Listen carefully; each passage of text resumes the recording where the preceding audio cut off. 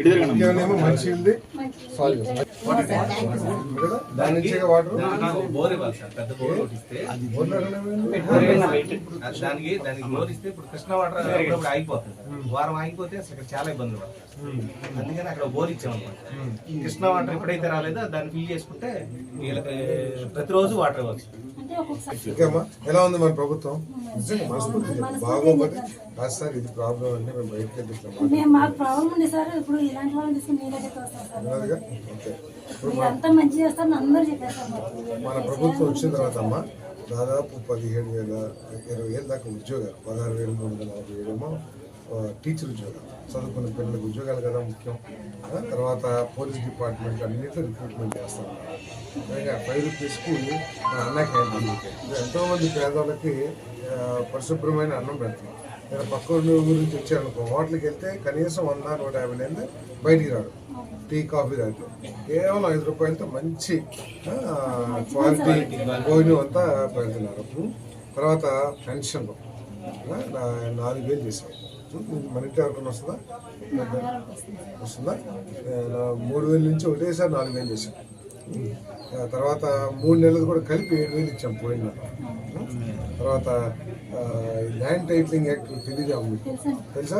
భూమి చేసేస్తానికి ప్లాన్ చేస్తే ఆ చట్టాన్ని పూర్తిగా రద్దు చేసేసాం. తర్వాత వ్యవసాయం ఉందా ఎక్కడ? ఊర్లోనా?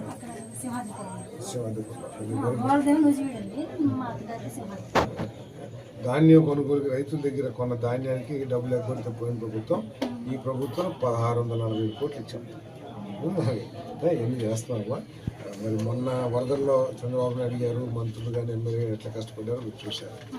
ఆయన పాపం ఆ బురద నీళ్ళలో డ్రైనేజ్ నీళ్ళు, అవి బాత్రూమ్ నీళ్ళు, ఏ నీళ్ళు తెలియపోయినా ఆయన ముఖ్యమంత్రిగా కూడా నడిచి ఎట్లా కష్టపడ్డారో చూశారు. తప్పకుండా ప్రభుత్వం మీకు మంచి కోసం చేస్తుంది.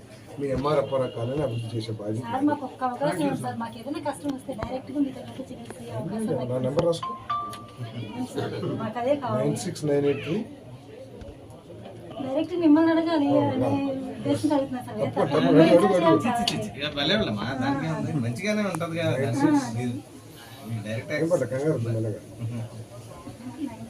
983 599 ఓకే. ఎలా చూడమ్మా సార్ సార్ మీరు